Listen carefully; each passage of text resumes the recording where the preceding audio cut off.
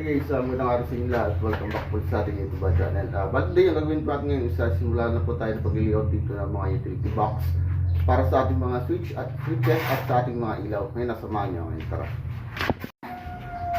So, kapon mga master, yung ginawa natin dito ay in-install natin dito yung ating panel board.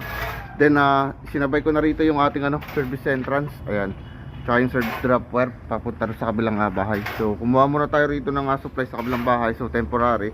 And then nag-add rin ako rito kanina ng kahapon ng submeter. Ayan, so para ma-reading ni client kung magkano yung konsumo nilang kuryente sa loob ng isang buwan.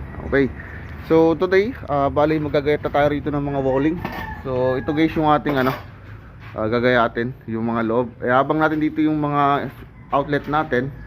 So, bali guys, ito may paltada na sadya. So, ngayon lang tayo gagawa rito. So, yung mga paltada na rito isa mapipilitan natin siyang agayatin para maitago natin sa ating walling para maganda siyang ating lamp. Ayan. So, nagsimula na ako rito maggayat. So, ito yung gagayatin muna natin sa outlet. Pare. Kailangan natin magtawag ng mukha para yung ay sa mukha hindi masyadong pumasok. Ayan. Check muna tayo.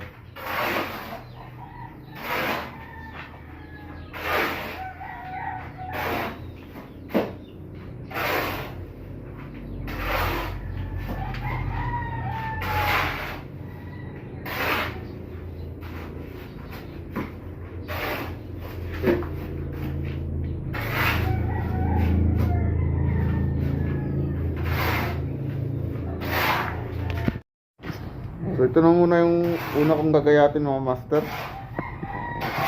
Okay.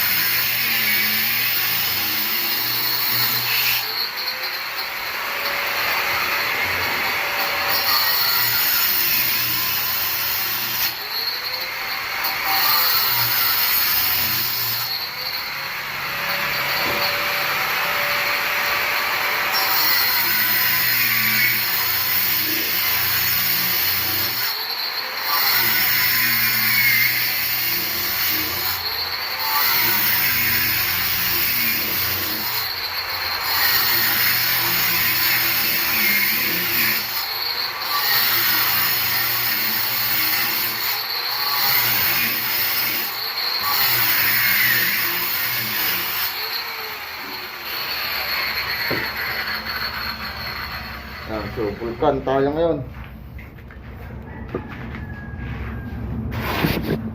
So, ano muna tayo ngayon? Palabas muna tayo ng alikabok.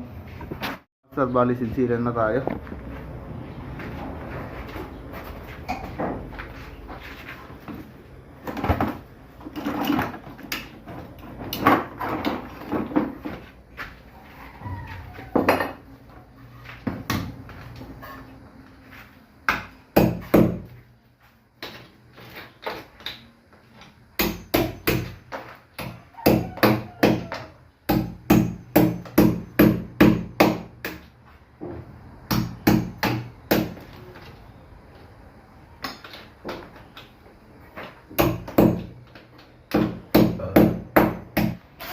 Alright mga master, so bali tapos na. Kinayat ko na rito yung mga dapat gayatin. So dito sa kwarto, isa meron tayong abang na para sa aircon unit natin. Isa, saksakan dito. Then dito naman tayo sa kabila. Ayan, so may mga gayat na. So iabang na natin dito yung mga utility box. Tsaka yung ating mga outlet. So dito may outlet tayo. Then dito may outlet din. Ayan. Then dito, so switch naman to, control lang ilaw dito. Tsaka sa labas. Okay. So bago natin guys ito hagisan, kailangan na busan mo natin siya ng tubig para matanggal yung ating alikabok. So para ma-wash out ba. Okay.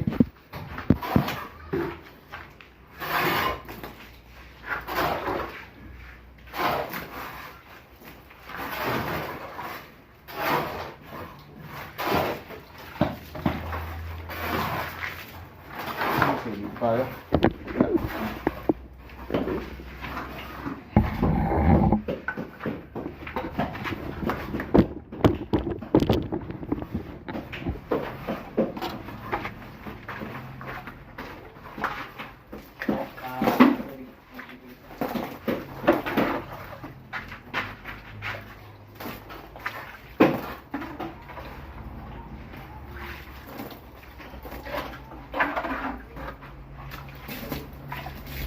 Kaya.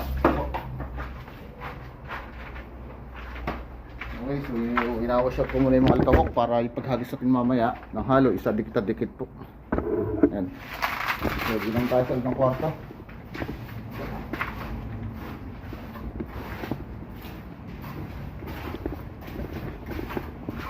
So, hagisa na ulit ng tubig.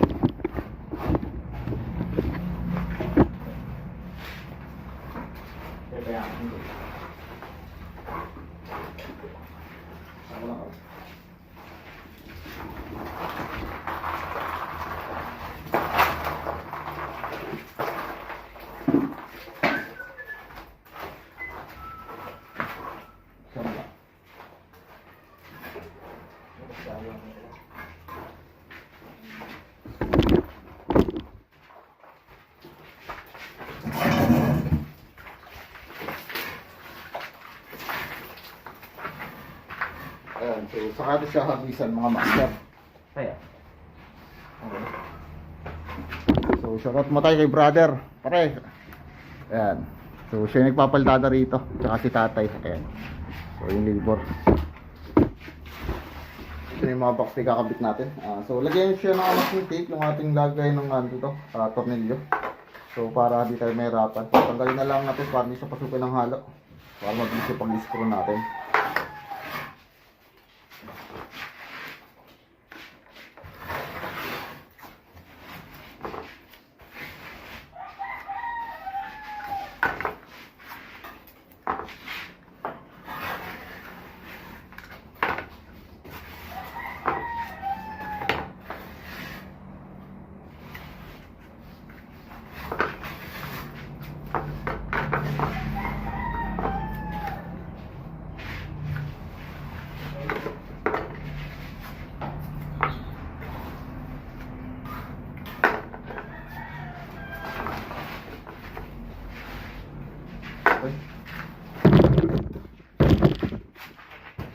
So dito mo tayo sa kwarto, ito muna yung hagisan natin ng halo.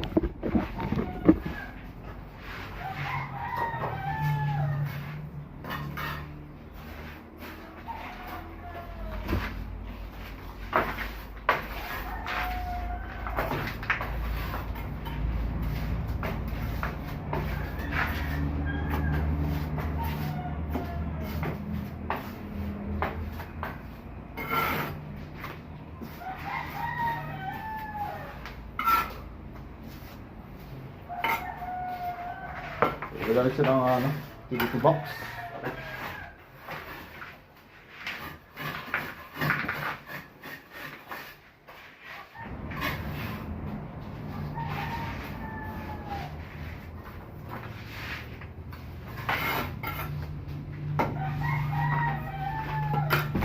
So dito naman tayo sa baba. So mamaya ako nayabang yung ating flexible hose once na nakatigas na tayo para hindi gumalaw yung ating rito, utility box.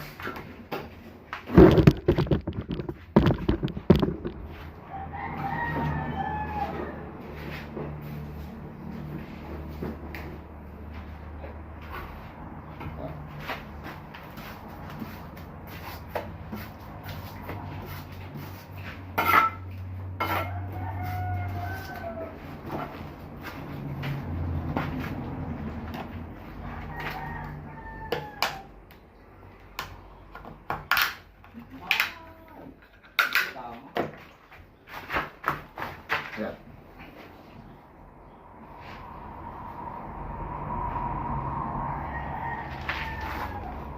So yung taas naman ng ating ano rito, utility box, so tinaas ko siya ng 40 cm. Ayan.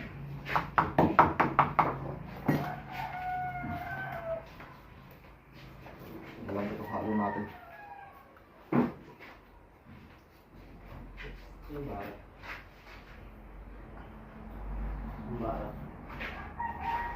Okay, so mayroon siya balikan mamaya. Tigasin naman natin. Alin boss? Yung aluminum? Ba nakita yun? Okay, so dito naman tayo sa ng kwarto.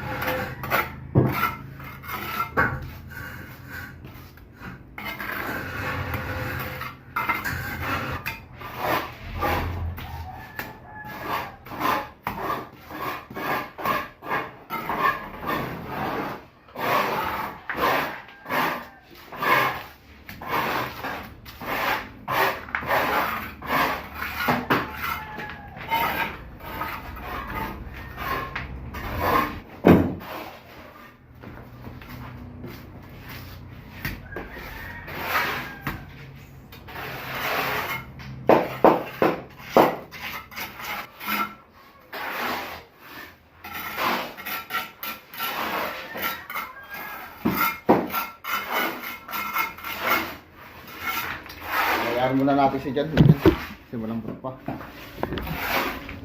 Ulit tayo.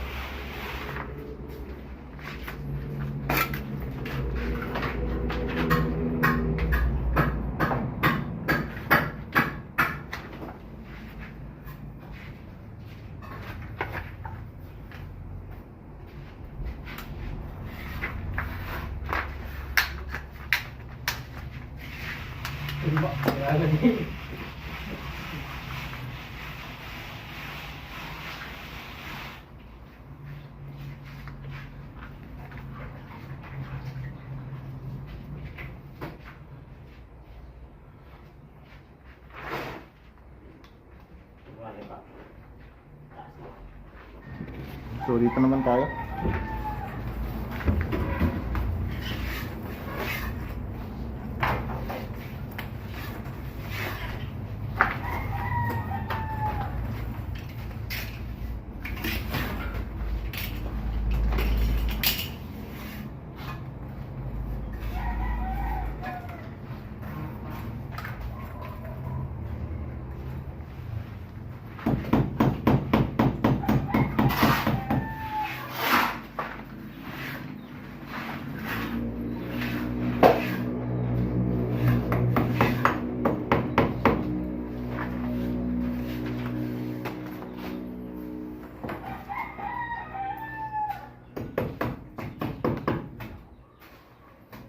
Okay mga master, so bali na yabang natin yung mga hose. Ngayon hagisa na natin siya ng halo.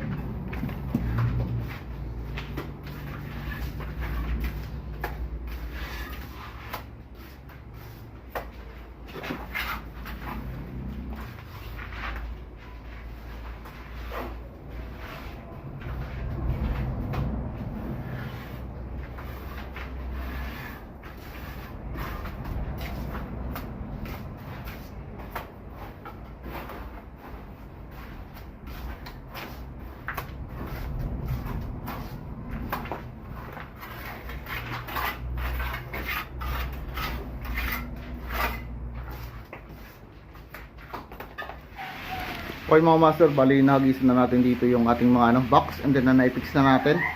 Bali dito sa ating finish na binakbak kanina. So ito, bali kailangan natin din siyang ibalik sa dati. So gagawin din isa, pupuruan lang natin. So kailangan alam tayo mag-finish ulit yung ating mga dinasag. Okay. So bali gagamit lang dito ng puro kasi ito yung pinuruhan natin. So puruhan na lang natin.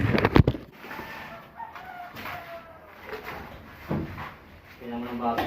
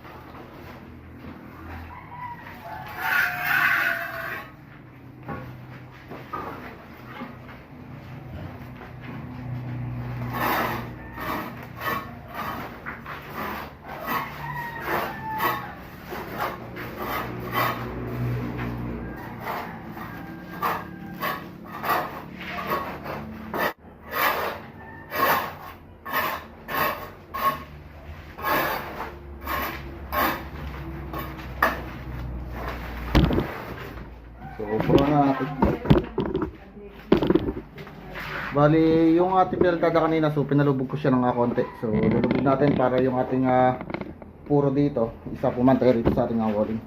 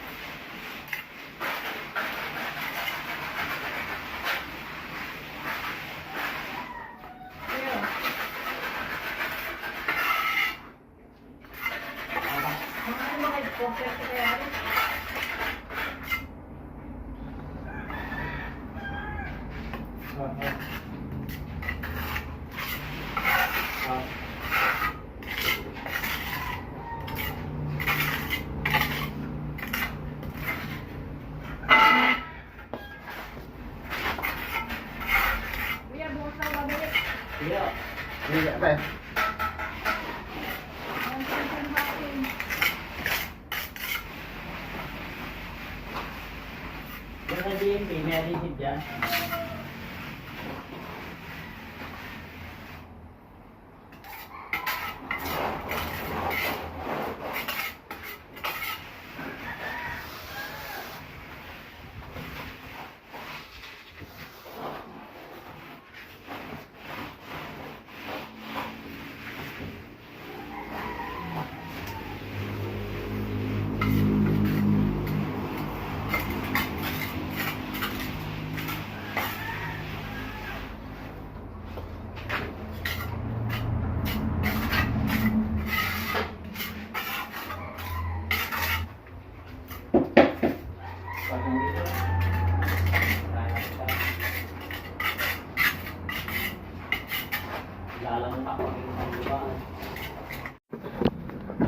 Okay mga master, bali tapos kung lagyan siya ng apuro dito tsaka doon, tapos dito sa kabila.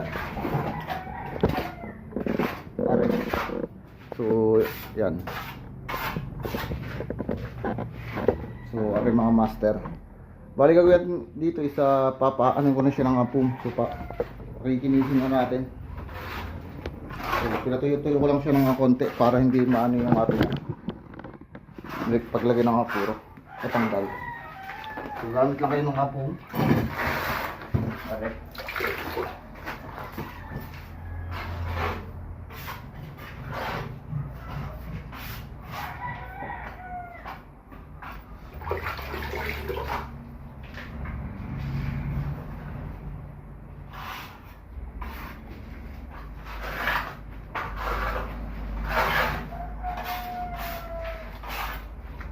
Ako ulit bago pa.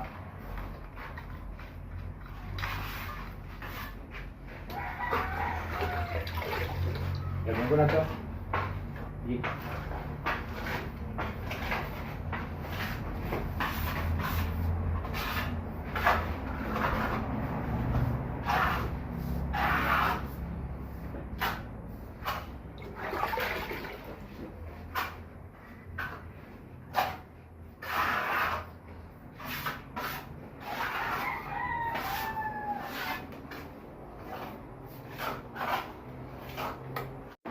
Okay mga master, bali tapos na natin nabang dito yung ating mga switch tsaka yung ating mga outlet. And so ito yung priority muna natin kasi ito yung finish na.